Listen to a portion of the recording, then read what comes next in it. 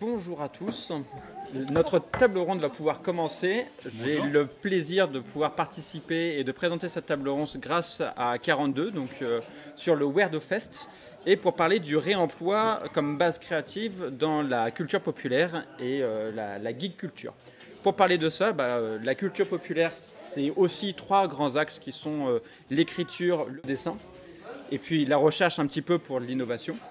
Donc pour cette table ronde, je suis accompagné de Caris Demos, qui est auteur depuis une dizaine d'années de la région nantaise, que vous avez peut-être dû rencontrer au Salon Imaginaire. Je suis accompagné de Manon Tardy, docteur en littérature de l'imaginaire. Tu vas te présenter parce que le titre de ta thèse, je le retiens jamais. Et puis Florian Proust, alias Le Gribouilloire, qui tenait un salon de thé en centre-ville et qui est donc artiste, qui a une productivité que vous voyez sur l'écran derrière lui.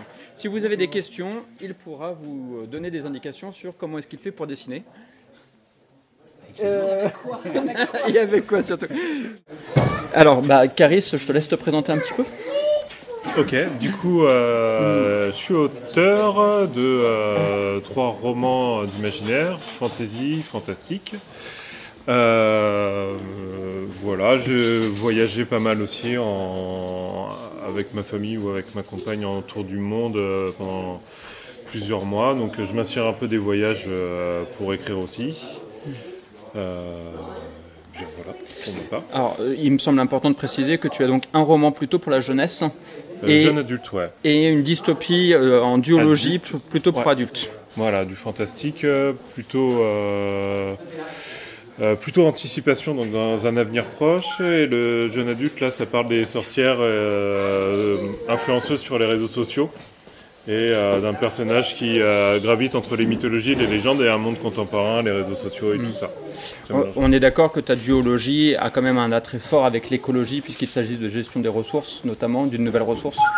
Oui, avec un problème de tous les problèmes, un peu de réchauffement climatique et écologique qu'on peut avoir et qu'on aura plus tard. Et là, il est question d'une nouvelle ressource, mais un peu imaginaire, qui est sous forme de plante violette, qui permet autant d'avoir une ressource écologique que spirituelle, en fait, cette plante, et qui change un peu la mentalité des gens, en fait, au fur et à mesure.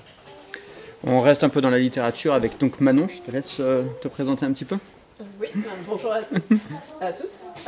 Donc je suis chercheuse en littérature comparée sur l'anthropocène, en fait, sur l'impact de l'homme sur la Terre dans les récits d'anticipation depuis 1800, en fait.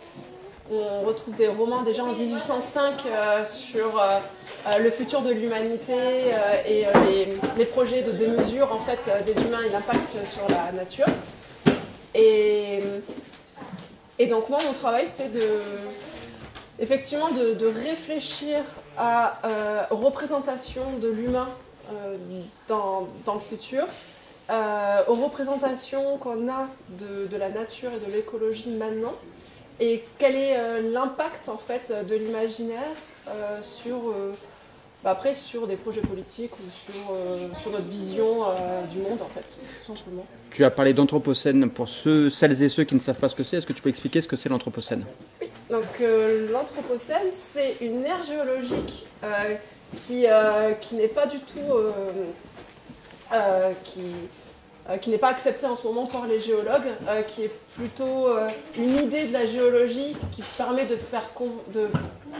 qui permet aux gens de prendre conscience de leur impact sur la Terre. Donc l'anthropocène, c'est l'ère de l'homme, et c'est pour montrer qu'on change des cours d'eau, qu'on a un impact sur la faune, la flore, sur l'eau. Et si on a une responsabilité, si on sait qu'on a une responsabilité, alors on peut agir aussi pour en faire une bonne anthropocène. Alors ce que tu dis, c'est que l'anthropocène, donc c'est un champ, c'est une ère géologique qui est pour l'instant discutée, oui, mais elle n'est pas acceptée par les grandes instances, mais il y a des groupes de travail de cette instance-là, parce que la grande question n'est pas est-ce que l'humanité a un impact géologique, mais quelles sont les limites de cette ère géologique, quand est-ce qu'elle commence et quels sont les éléments qu'on doit prendre en compte pour ça. Donc c'est pas tant est-ce qu'il existe un impact de l'humanité sur l'ère géologique que comment réellement le définir. En fait c'est vraiment au GIEC que là on a dit il y a un impact de l'humanité. Et en fait, effectivement, le nom qu'on lui donne, que ce soit Anthropocène, Capitalocène, l'ère du capitalisme, le Thanatocène, l'ère des guerres, le Thermocène, l'ère du réchauffement, en fait, il y a plein de noms. Et c'est pas tant ça qui est important, enfin l'important c'est la réflexion qu'apportent ces mots à la vision qu'on a de notre société. Et donc toi, ton travail de recherche, c'est de montrer qu'il existait des écrits sur cette ère géologique avant même qu'on ait l'idée de cette ère géologique. Alors ça, après ça, oui, ça on le montre, mais après une fois qu'on l'a montré, qu'est-ce qu'on en sort? Et ce qu'on en sort, c'est que l'humanité, enfin l'humain même, a un problème de projection dans le futur et un problème de projection quand les choses dépassent l'entendement. Donc par exemple, la guerre atomique, le nucléaire, en fait, avec Hiroshima et Nagasaki, quand on sait ce que va faire une bombe atomique, on vous le dit, ça fait tant de rayons, tant de dégâts, etc. Mais tant qu'on ne l'a pas vu, on ne se rend pas compte en fait de l'impact. Donc il y a un chercheur allemand qui est vraiment au cœur de ma thèse, en 1945, qui parle de ça et ça l'a complètement bouleversé en fait, la Seconde Guerre mondiale. Il appelle ça le supraliminaire, c'est ce qui est au-delà du seuil de conception de l'imaginaire humain. Il dit on n'arrive pas à se le projeter. Et en fait, les auteurs ou les artistes de l'imaginaire, ils ont une capacité de projection qui est intéressante et qui nous permet à nous de faire des représentations de choses qui peut-être vont arriver, mais qu'on n'arrive pas à... Et en fait, c'est très dur d'agir sur quelque chose qu'on n'arrive pas à se représenter. Et là, c'est tout le travail et l'intérêt de lire, de regarder des films, de lire des BD, etc. Voilà. Il s'appelle comment Tu disais c'est un chercheur allemand ou Alors, c'est Günther Anders, et ça s'appelle La menace nucléaire, 1945, et c'est traduit en français. Et c'est réédité. Et c'est super intéressant, mais c'est très déprimant. Florian, tu préfères qu'on t'appelle Florian, Gribouilloire? Comme tu préfères. Gribouillard, c'était le nom de la boutique. C'est plutôt Flo, normalement. Je te laisse te présenter, à toi. Ok, donc moi je suis illustrateur, gribouilleur. J'aime bien les trucs qui vont vite. Enfin, une fois de temps en temps, je fais des dessins un peu plus poussés. À l'origine, j'étais extrêmement passionné du cinéma d'animation. J'ai fait des études dans le domaine. L'industrie m'intéresse un petit peu moins. Et ce qui m'amuse, c'est surtout les jeux de mots, éventuellement les portraits et des fois coller des trucs dans la rue, comme on peut le voir sur les images là. Voilà. Donc là, vous avez la représentation donc, de plusieurs personnes qui sont très liées à la geek culture, pop culture. Et ce qui est assez paradoxal, c'est que c'est un monde qui est extrêmement averti du danger climatique, puisqu'on en parle depuis très longtemps. Mais c'est un monde qui ne peut pas utiliser tant que ça le réemploi. C'est un monde qui est très écocide. L'industrie du papier et des livres, c'est quand même une des industries les plus polluantes qui existent, même s'il y a des avancées technologiques. Et puis l'industrie de l'art, de l'illustration, de l'image, c'est aussi polluant. La question qu'il y a, c'est, pour cette table ronde, on va aborder deux choses, qui est le monde des idées, et donc le réemploi des idées qu'il y a derrière, parce que c'est tout un monde économique, tout un système économique, mais aussi le monde de la matière, les matériaux, comment est-ce qu'on fait pour les valoriser, les réutiliser, finalement les réemployer. Tu parlais, quand tu t'es présenté, que tu t'étais beaucoup inspiré de tes voyages et de ce que tu voyais pour écrire tes livres. Finalement, est-ce que quand on écrit un livre, on ne passe pas son temps à réemployer les idées des autres ? Oui, enfin dans un sens, alors pas forcément lié au voyage, bien que ça soit très inspirant, mais les idées des autres, oui, parce que moi je pars un peu du principe, enfin non, c'est pas tout à fait ça, mais beaucoup de choses ont déjà été inventées par rapport à la mythologie, aux contes et légendes, et que tout en dérive un petit peu, donc beaucoup de personnages, surtout dans l'imaginaire, découlent d'il y a bien longtemps, donc c'est un peu de réemploi. Là, mon Carmin et les sorceleurs, clairement, c'est des sorcières. Donc, il y a un personnage qui offre pas mal de choses sur d'exploiter par rapport au féminisme. Enfin, c'est ce que je cherchais à faire là-dedans. Enfin, voilà, moi, je pense qu'il y a un peu trop de patriarcat dans notre société, bon, clairement, de toute façon. Et du coup, je voulais travailler ça. Mais à travers un regard masculin d'ailleurs, parce que Carmin, lui, est un homme, mais qui prend parti du côté des sorcières, et mélanger ça avec du contemporain, donc c'est vraiment réemployer une image classique avec notre monde actuel. Et en fait, dans l'imaginaire, c'est très très courant. Enfin, c'est même assez. En fait, ça peut être casse-gueule de ne pas le faire, presque. On prend plus de risques de ne pas utiliser un vampire, loup-garou, enfin des archétypes, quoi. Et ensuite, d'en faire sa sauce. Il y a des trucs très originaux là-dessus. Mais au moins, on part sur une base qui parle un peu plus au lectorat, j'ai envie de dire. Ouais, la fantaisie, elle découle des mythes, des légendes. Et que ça soit. Enfin, la fantaisie, il y a beaucoup de fantaisie historique, fantaisie médiévale, fantaisie grecque, latine, etc. Et donc, effectivement, le fait de remployer des symboles, des mythes, des légendes, des histoires qu'on connaît déjà, ça l'ancre dans la pop culture, enfin, dans la littérature populaire, ça parle à tout le monde. Et après, c'est son emploi, moi je pense personnel, ce qui en fait une nouvelle œuvre, en fait, une œuvre originale. Mais ça n'empêche pas d'avoir un matériau de base qu'on connaît tous, sans que ça soit du plagiat, de la copie. Est-ce que tu as des références, des exemples? Par exemple, Alors, en ce moment, Twilight. Non, c'est du vampire. Enfin, c'est quelqu'un qui s'est dit j'adore cette histoire de vampire, les romans, je vais en faire autre chose. Mais là, c'est marrant parce que c'est justement, enfin, à la base, c'est Bram Stoker et tout ça. Enfin, normalement, il y a le vampire. Mais il y a le vampire qui normalement est effrayant. Ils en ont fait un dandy dans des histoires romantiques. Dracula, alors c'est l'évolution. Il pouvait pas écrire Nosferatu parce qu'il voulait refaire son Nosferatu, donc il a créé Dracula. Le Seigneur des Anneaux, Tolkien était fan de l'anneau de Nibelung, qui est un mythe nordique. Il a repris tous les noms, même. Enfin, c'est les mêmes noms des personnages. Et il en a fait une œuvre qui est incroyable. C'est fou. Harry Potter, J.K. Rowling, elle a bien pompé sur toutes les créatures légendaires. Crâne, oui, même un livre qui a été écrit quelques années avant, plus les légendes écossaises. Et ça en fait des œuvres incroyables. En ce moment, ce qui a un peu le vent en poupe aussi, c'est la reprise de contes. Enfin, les contes ont toujours été utilisés, d'un point de vue original. Ouais, voilà, d'un point de vue original ou aussi dans les mythologies, le point de vue des méchants. Enfin, des méchants, par exemple le Minotaure ou Circé. Enfin, on voit pas mal de choses qui se font comme ça aussi, un autre point de vue. Oui, les Disney, là, il y a eu sur Maléfice, sur les méchants de sorcières. Dans l'industrie du jeu vidéo aussi, on a par exemple Hades, le deuxième qui est sorti, le deuxième opus récemment, et en effet, on adapte la mythologie pour en faire quelque chose de plus... Comme Assassin's Creed. Ouais, exactement. Il faut parler plus fort parce que c'est pas une discussion entre nous comme ça. Par contre, le problème que je vois avec ce réemploi, c'est que des fois, c'est du réemploi carrément, en fait, c'est capitaliste, parce que on essaye de saigner la franchise, le conte, l'histoire, pour en sortir tout ce qu'on peut en sortir, pour que ça fasse un maximum de séries, de films, de goodies à vendre. Et donc c'est vrai que des fois, il faut trouver le juste milieu entre avoir un vrai message derrière, l'histoire, le film, la chose qu'on a envie de faire, et pas en faire le 13e sortie parce qu'il faut vendre à tel endroit, il faut faire ci, il faut faire ça, etc. Et ça, c'est une problématique, je trouve, qui est vraiment hyper contemporaine, en fait. Du réemploi. Cette recherche de... D'un point de vue moral, oui, mais ensuite, c'est fonctionnel d'un point de vue économique, justement. Donc justement, Florian, là, on parle du réemploi des idées pour écrire des nouvelles histoires, des nouveaux romans ou les actualités.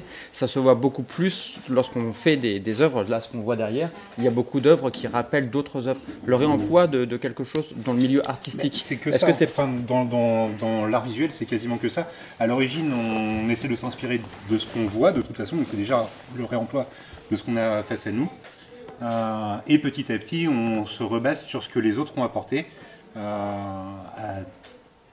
J'aime pas trop commencer les phrases comme ça, mais de tout temps, les peintres se sont basés sur les peintres d'avant pour réussir à améliorer la technique en considérant qu'il y a des grands maîtres. Il y a une espèce de transmission de cette façon-là.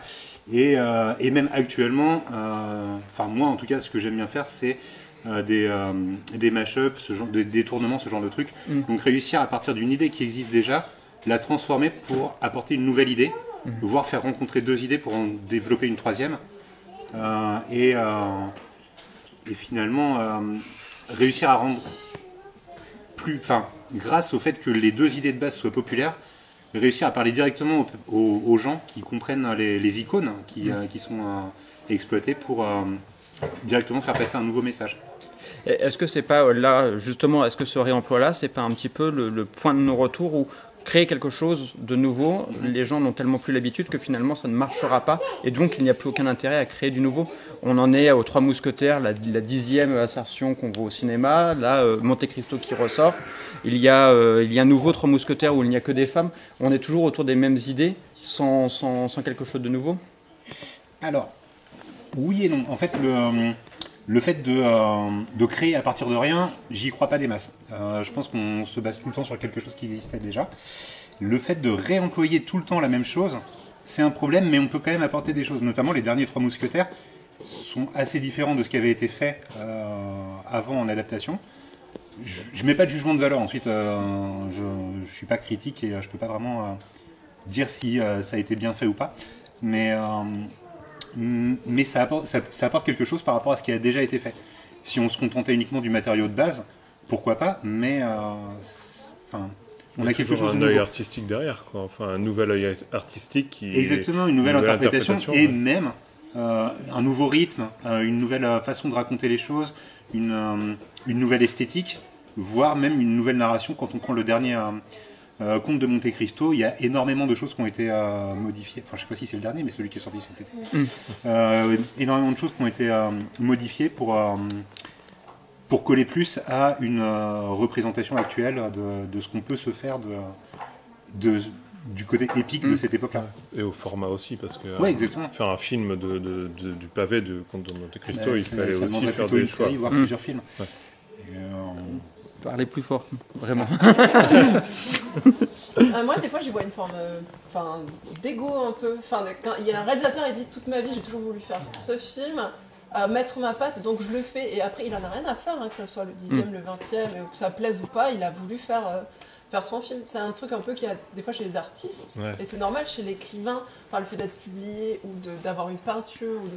Il y a toujours une forme d'ego qui ressort. Comme Christopher Nolan qui se lance dans l'Odyssée de Homer. Ah oui. C'était donc, gros budget, gros film, parce que c'est un rêve toujours... d'enfant, Ouais, voilà. Mais c'est clairement du réemploi.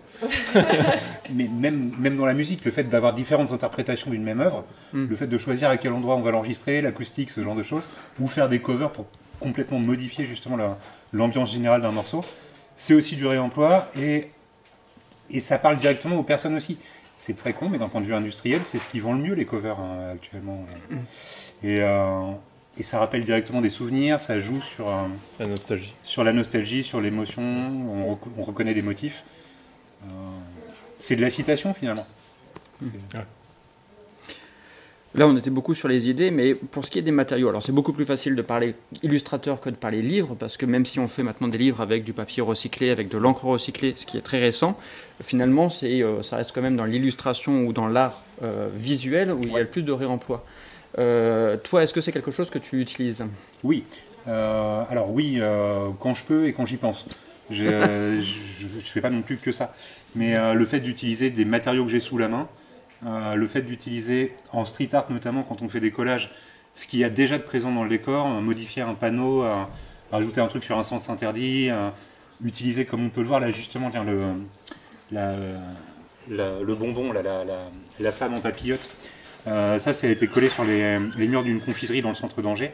L'idée donc de faire une question-réponse soit entre artistes, soit, voilà, on voit que c'est la confiserie, soit entre le décor déjà présent et ce que moi je peux y apporter pour créer justement quelque chose de nouveau. Les Einstein en explosion nucléaire comme ça au-dessus des bornes EDF, ce genre de trucs, ou les Didier Raoult devant les pharmacies.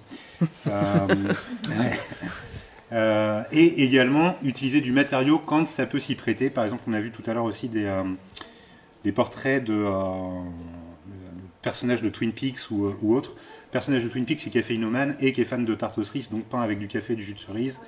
Il y avait aussi Thanos, c'était pour motiver les gens à se vacciner justement pendant le Covid. Thanos que j'avais peint avec du thé pour faire du thé Thanos. Ou pareil, une maison qui avait été peinte avec du thé pour faire la maison hantée. Qui était basée donc sur le Phantom Manor de Disneyland. Ce genre de truc. Et là, actuellement, oui, c'est vrai qu'il y a... Oui. T'avais trop de papier toilette. Exactement. Alors, non. Par rapport à ça, je ne sais pas si vous connaissez le papier toilette Just One. Il est incroyable, il fait 4 épaisseurs, il est vraiment très confortable. Mais ce n'est pas tout.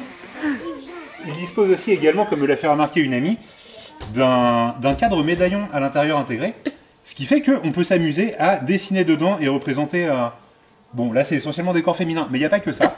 Donc représenter un peu ce qu'on veut, et ça m'amuse de trouver finalement les matériaux les plus cheap et qu'on a le plus sous la main tout le temps pour réussir à créer des nouveaux trucs. Merci beaucoup de faire ma présentation téléachat. Des beaux portraits aussi. Voilà. Exactement, donc des portraits aussi. Et donc oui, il y a le côté et puis il y a le côté aussi vraiment fragile du papier toilette qui est intéressant. Je trouve ça recyclable aussi évidemment, mais, enfin dans une certaine mesure.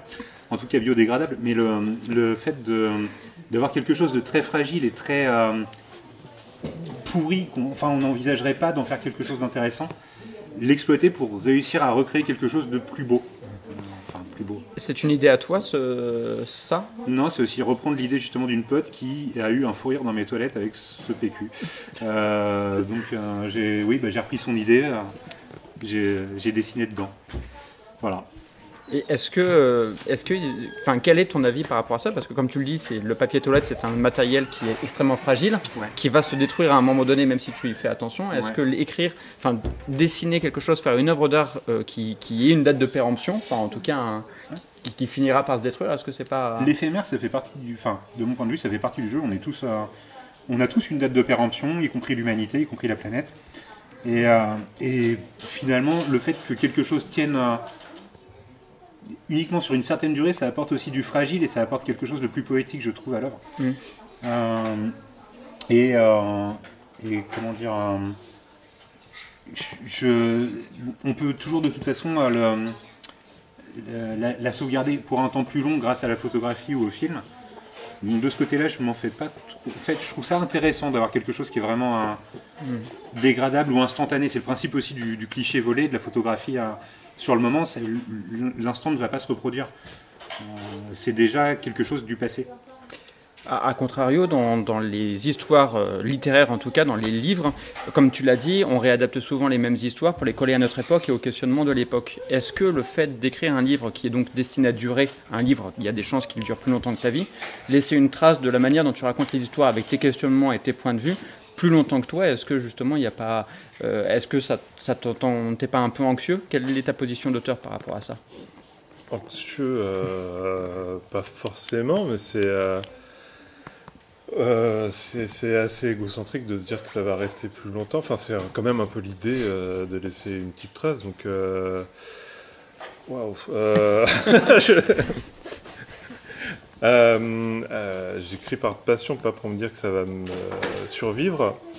Et en plus, là, l'anticipation, j'ai écrit une anticipation d'un avenir proche. Du coup, c'est vite dépassé finalement. Donc, non, je botte en touche. Parce que par exemple, plus tard, il pourrait y avoir une doctorante qui récupère ton travail pour mettre dans un corpus en disant l'humanité pensait déjà à ça, mais finalement on n'a rien fait. Et comme comme beaucoup d'ouvrages. Oui.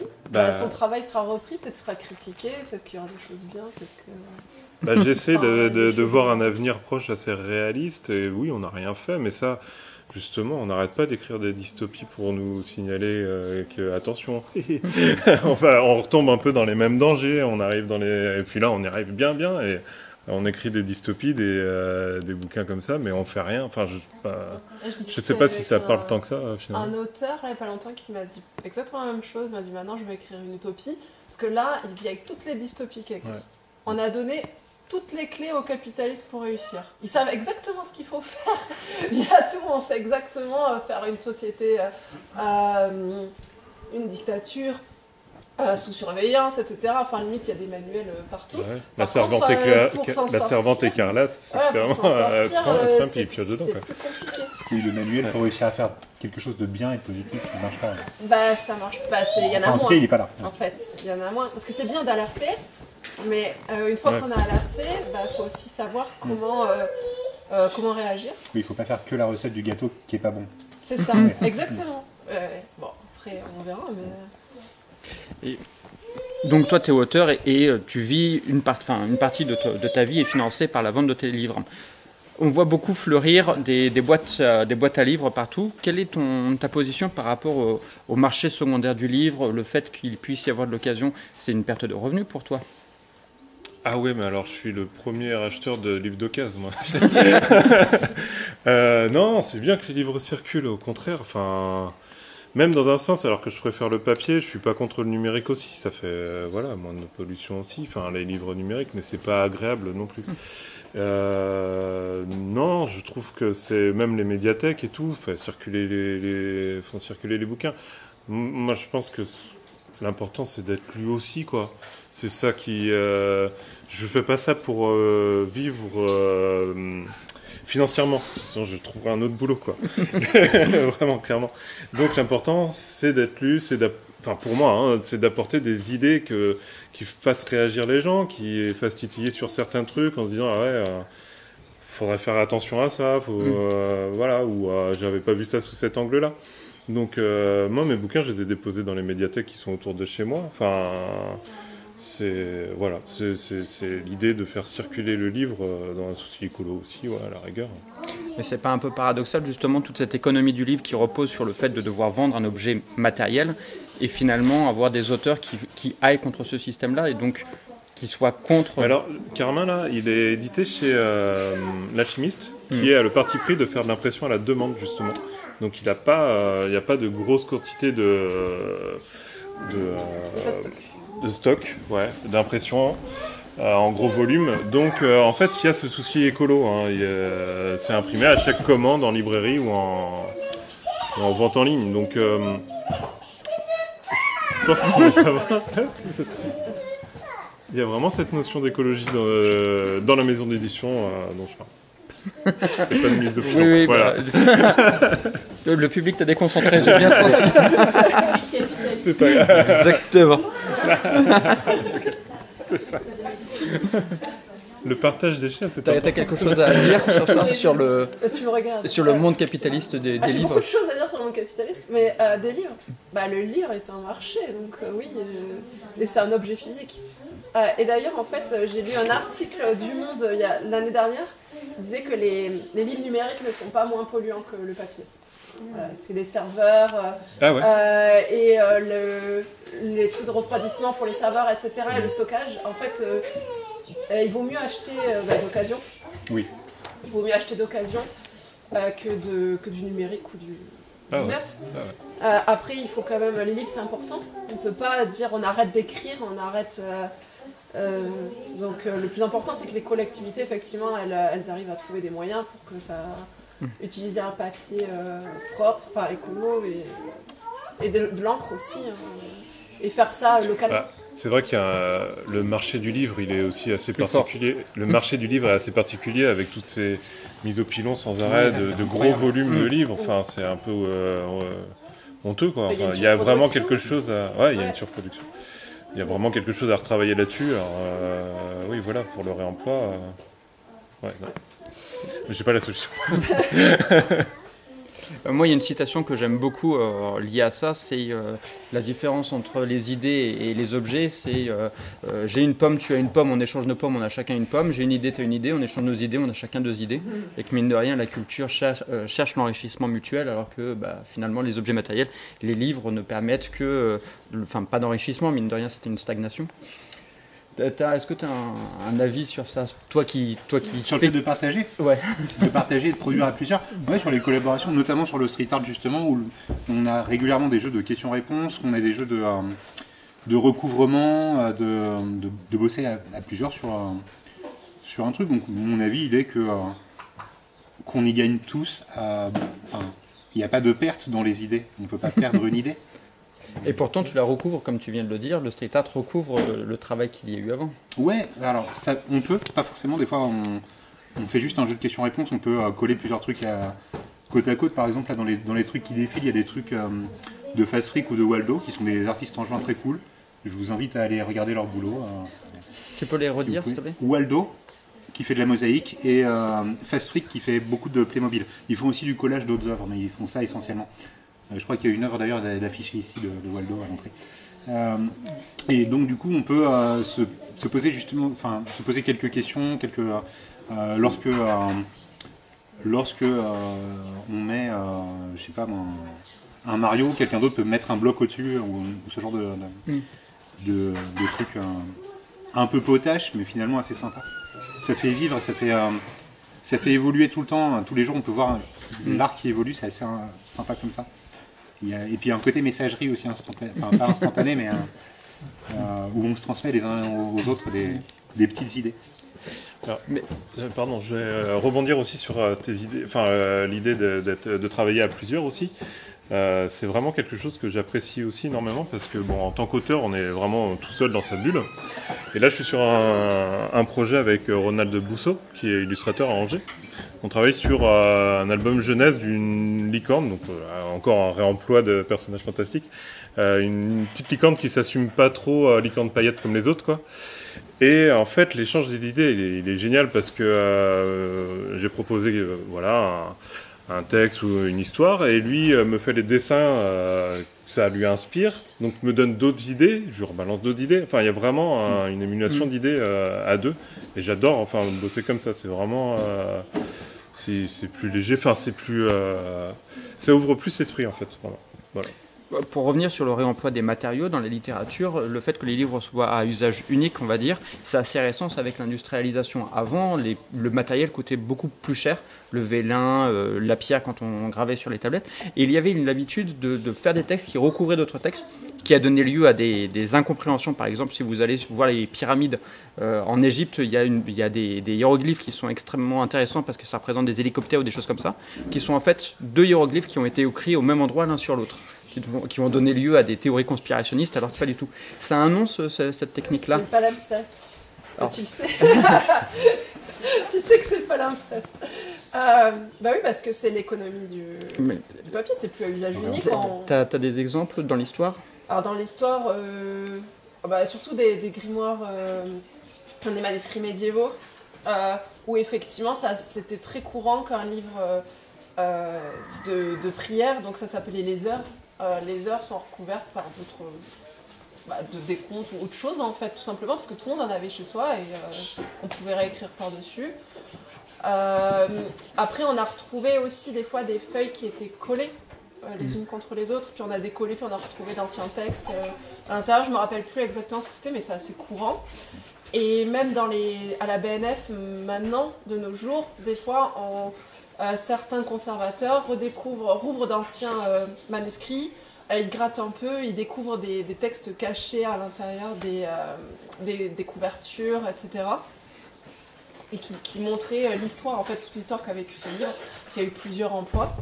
Et ça, c'est intéressant parce que ça montre que en fait, l'objet à usage unique jetable, c'est très très récent. On peut faire plein de choses avec des objets. Et le problème, c'est que si la société vous dit que l'usage unique existe, on va moins réfléchir à toutes les possibilités que s'offrent à nous pour d'autres objets, d'autres utilisations, etc. Et si on part du principe qu'il y a du réemploi pour tout, pour n'importe quoi, là, tout d'un coup, on a plein d'idées, on a plein de choses qui s'offrent à nous, en fait. Je pense qu'à l'époque, forcément, ils avaient moins de... Je pense qu'un objet servait beaucoup longtemps, était réutilisé, était réparé, et les livres en font partie.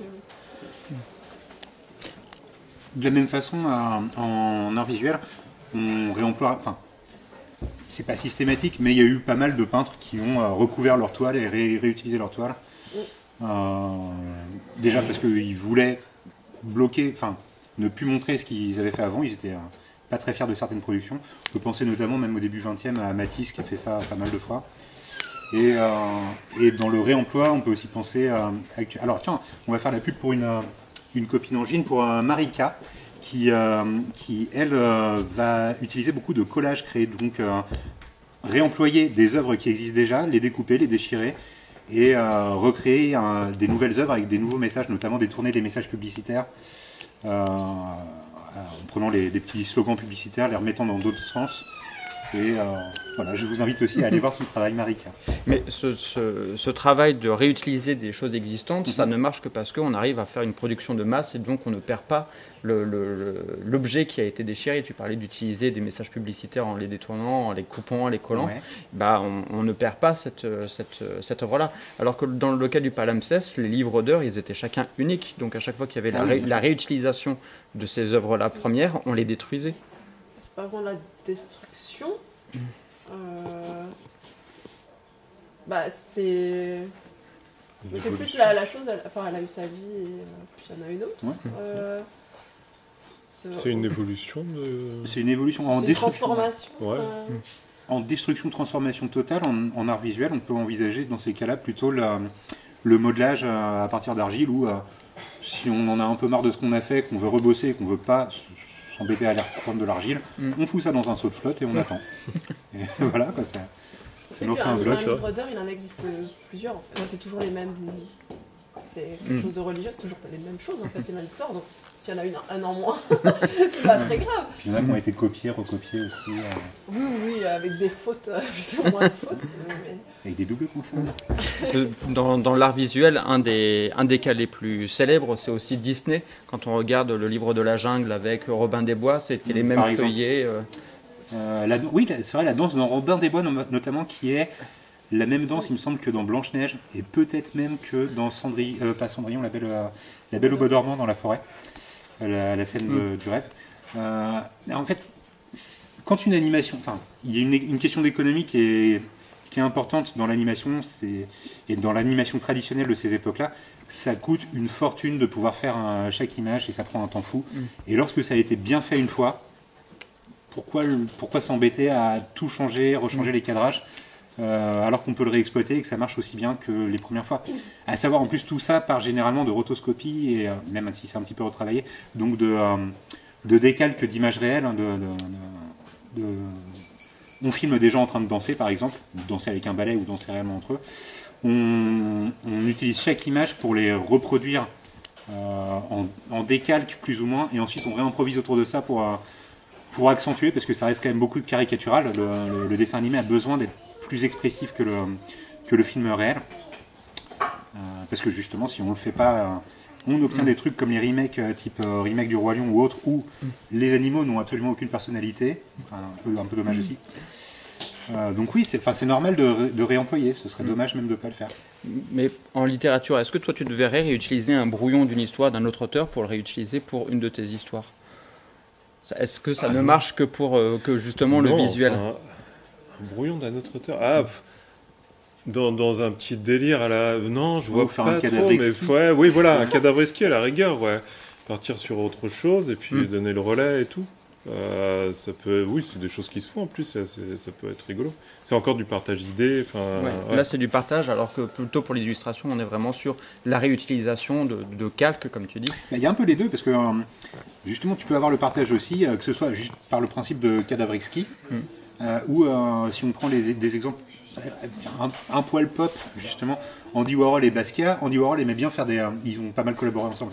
Andy Warhol aimait bien faire des grandes œuvres très travaillées, en tout cas, très travaillées, très poussées. Et pour les collaborations, il laissait Basquiat les dégrader, les salir et foutre tout ce qu'il pouvait dessus. Alors, des fois, il était très déçu et ultra flippé, mais le résultat marchait très bien. Donc, il y a encore une fois le fait que la somme de chaque travail est plus importante que chaque travaux en soi. J'ai des problèmes de... c'est de la synergie, 1 plus 1 égale 3. C'est ça. Oui. Et puis il y a en littérature, il y a les fanfictions. Ça, on en parlait dans le train. Ouais, en effet. Les fanfictions, c'est super en fait. Ça pousse les gens à écrire, alors peut-être qu'ils n'auraient pas écrit autrement, à partager leur écrit sur internet, à avoir une petite communauté. Ça étend l'univers. À comprendre, à vraiment travailler l'univers qu'ils apprécient, par exemple Harry Potter, Le Seigneur des Anneaux, etc.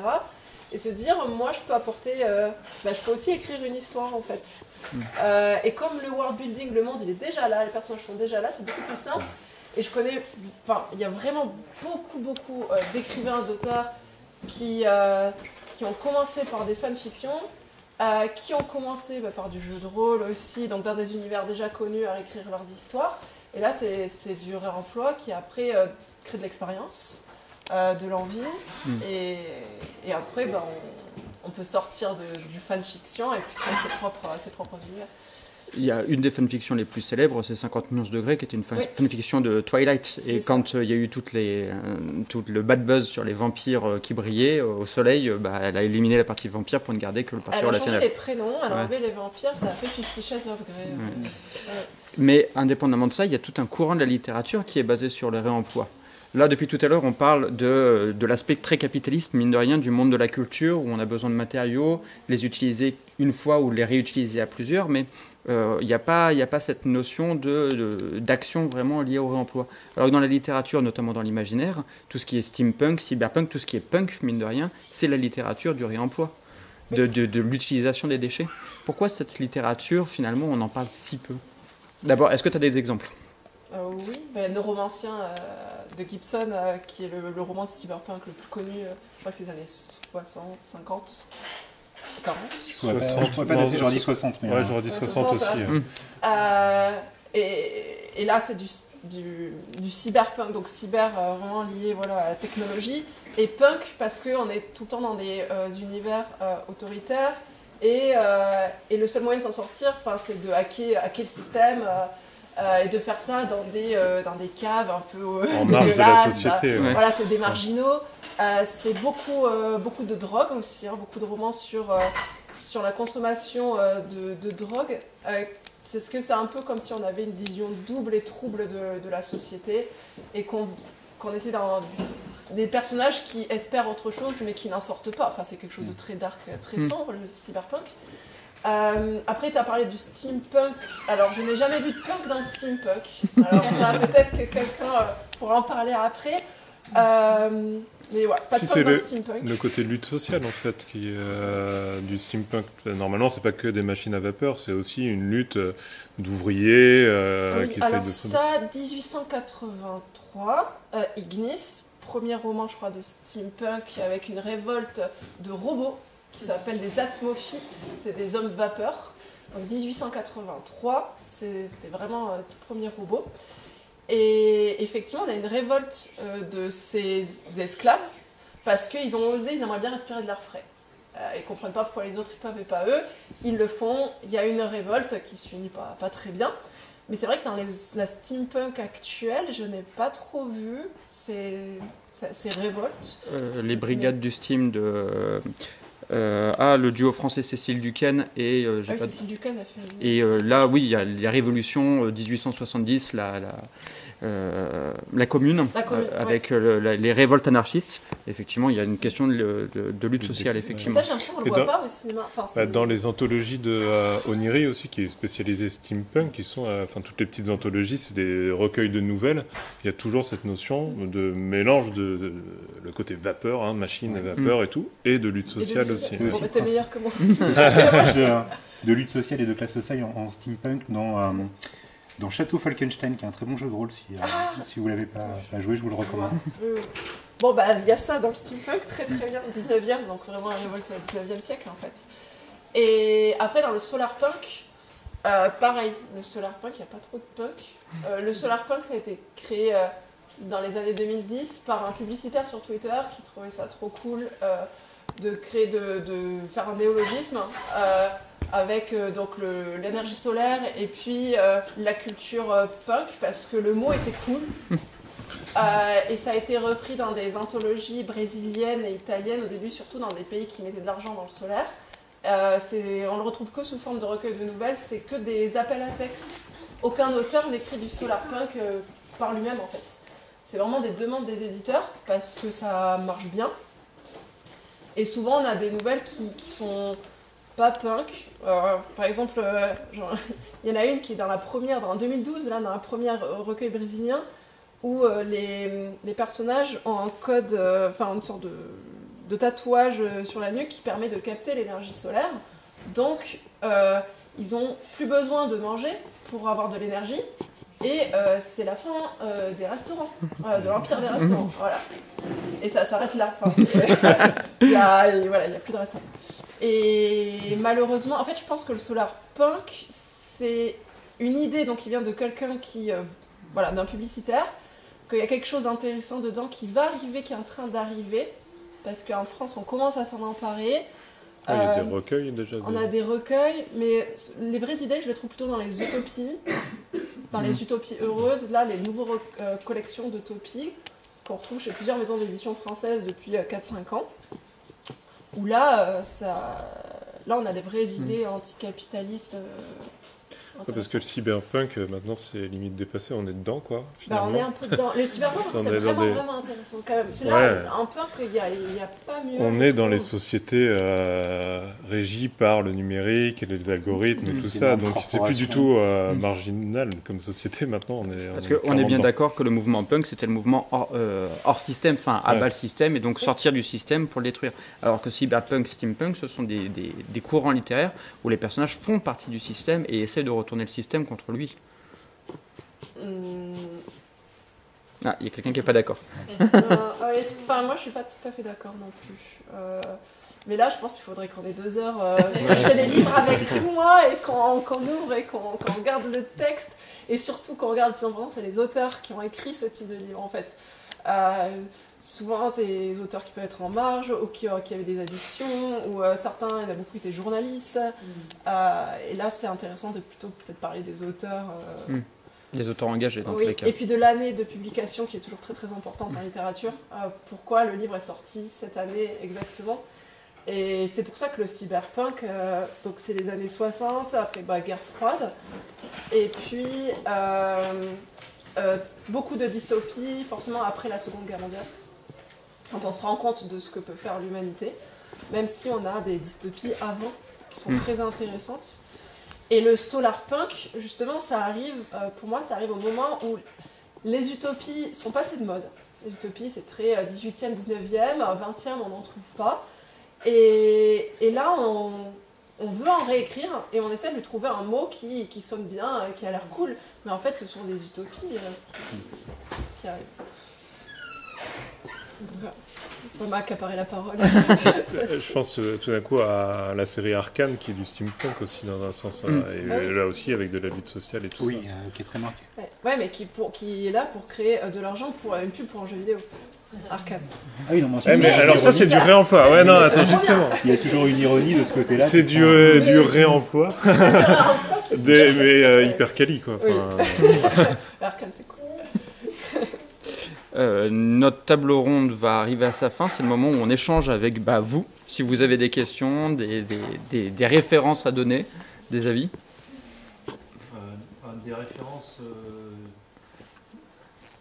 en termes de réemploi, il y a un auteur qui a été beaucoup réemployé et qu'on ne connaît pas, c'est Druillet. Ah oui. Et qui en fait a été réemployé alors, par l'industrie hollywoodienne, par les films, ils ont tué tout ce qu'ils pouvaient.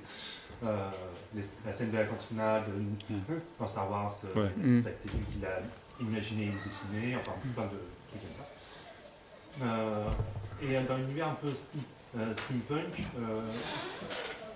il y a un auteur de bande dessinée alors, contemporain, qui est Alex Alix. Ah oui, Oui. Ouais, non, Bah oui. Alors lui c'est un truc un peu hybride parce que c'est dans un monde steampunk mais qui utilise de l'énergie qui est presque plus solaire. Donc il est entre les deux. Entre le solarpunk et mais c'est un peu, enfin c'est pas trop. Le côté punk est dans une partie de l'œuvre. C'est pas vraiment le fil rouge. Ouais, ça arrive. Ça arrive parce Dans que la les personnages sont.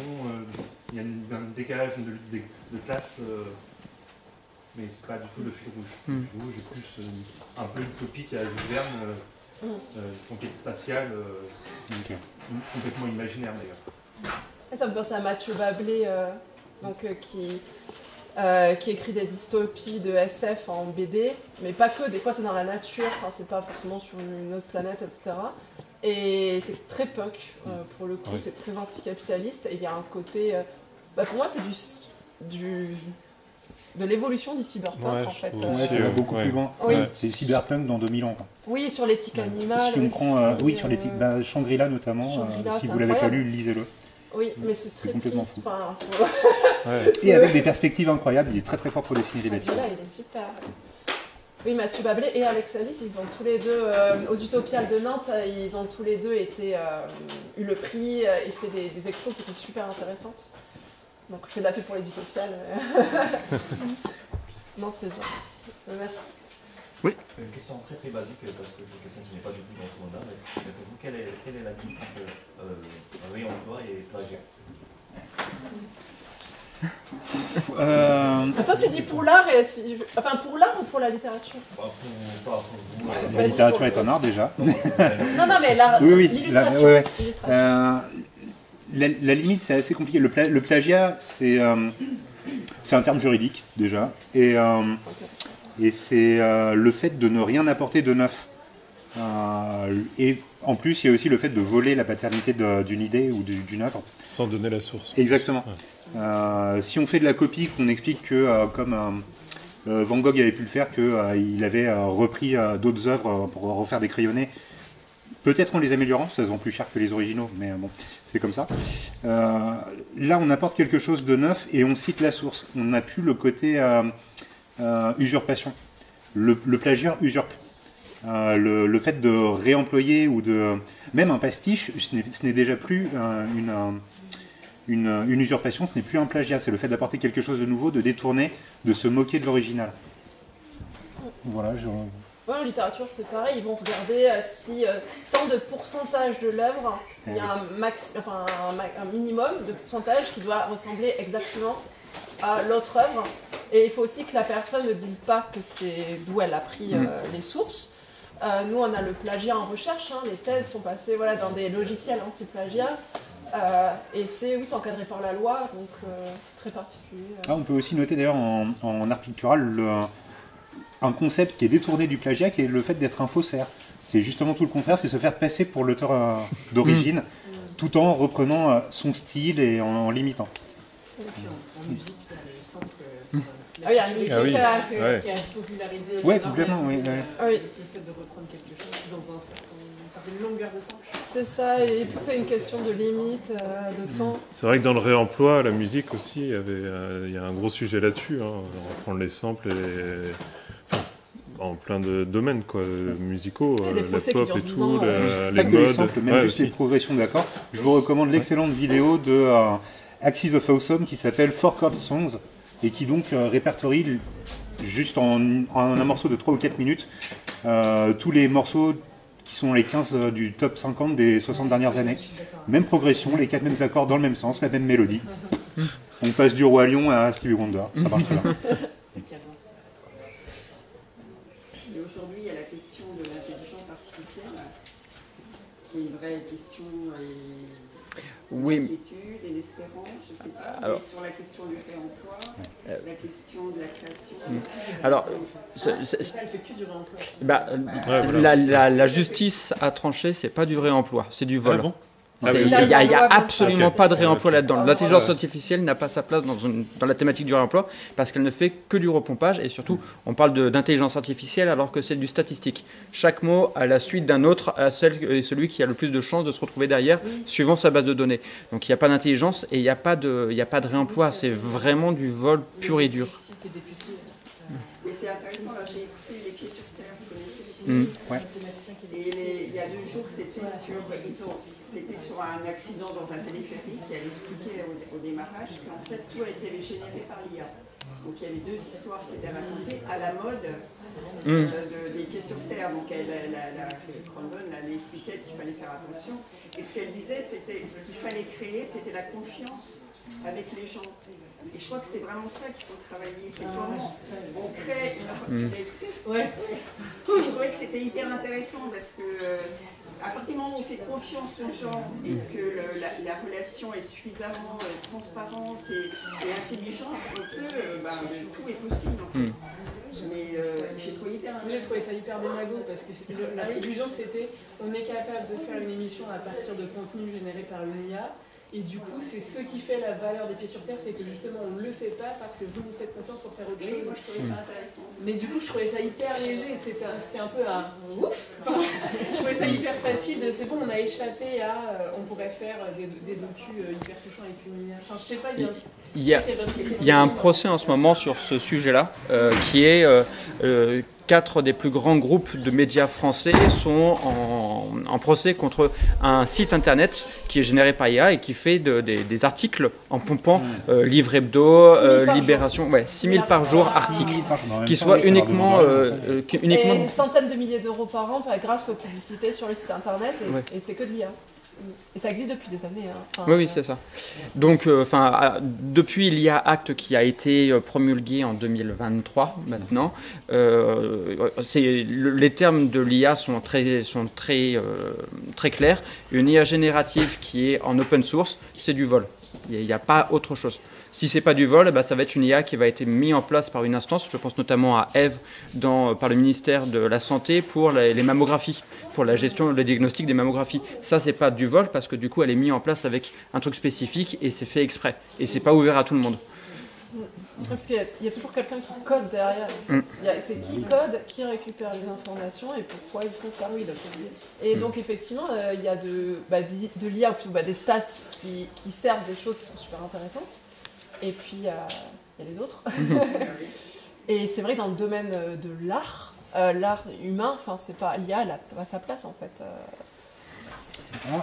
Le côté génération, exactement, le côté génération et hasard, c'était déjà pas mal employé dans le surréalisme. On pioche des mots dans un chapeau et on arrive à créer des phrases avec ça. David Bowie l'a utilisé aussi en musique. Un outil, c'est pas grave, mais il faut pas que ça devienne la chose principale, le créateur lui-même. C'est un peu comme dans Lilliput. Oui, exactement, c'est ça. La contrainte, c'est la créativité. Et du coup, finalement, ça s'en rapproche un peu de quelque chose qui est hyper détaché de l'émotion, de pourquoi je fais ça. Et puis je joue avec. Et je pense que les artistes qui utilisent l'IA, ils vont un peu avoir la même posture. Ça devient un outil, un truc où vous jouez avec. Mais il y en a beaucoup là qui utilisent, ce qui est bien, c'est de le dire. En fait, ce qui est intéressant, c'est de le dire, de dire à quoi ça a servi et quel passage, par exemple, de l'œuvre ça touche. Et là, quand c'est transparent, il n'y a aucun problème. Hein. C'est pas un souci. Est-ce qu'il y a quelqu'un d'autre qui veut prendre la parole ? Tout à l'heure, j'ai écouté qu'à moitié. Mais tu as parlé, Manon, du fait que les dystopies, c'était quand même à double tranchant, dans le fait que tout ça préparait en même temps. Ça alerte, mais ça donne aussi les clés, en tout cas aux méchants, de créer cette dystopie. Et je me demande si ça ne nous habitue pas aussi, en grande fan de dystopie que je suis, te dis un peu, peut-être c'est bien, comme ça me prépare à un monde horrible. Comme si déjà j'acceptais déjà le fait que ça pouvait exister. Donc c'est le problème des représentations. Si vous avez que des représentations de dystopie, on tend à aller vers cette dystopie. Et c'est pour ça que c'est bien de lire d'autres choses et de s'ouvrir à plusieurs types de lectures, à ne pas rester dans un champ en particulier, un thème en particulier. Mais c'est vrai que moi, quand je travaille sur pas forcément les dystopies, je travaille sur les anticipations en général. Il y a beaucoup de dystopies. Et 99% des auteurs sont des auteurs très engagés, très militants. C'est très très rare qu'il y ait des écrits de personnes, même d'extrême droite. Et en fait, eux, je pense que ça leur permet aussi de sortir des choses. C'est très cathartique, en fait, aussi, de lire une dystopie. Mais il ne faut pas lire que ça. Cette heure touche à sa fin. J'espère que cette table ronde vous a plu. Merci beaucoup. Merci.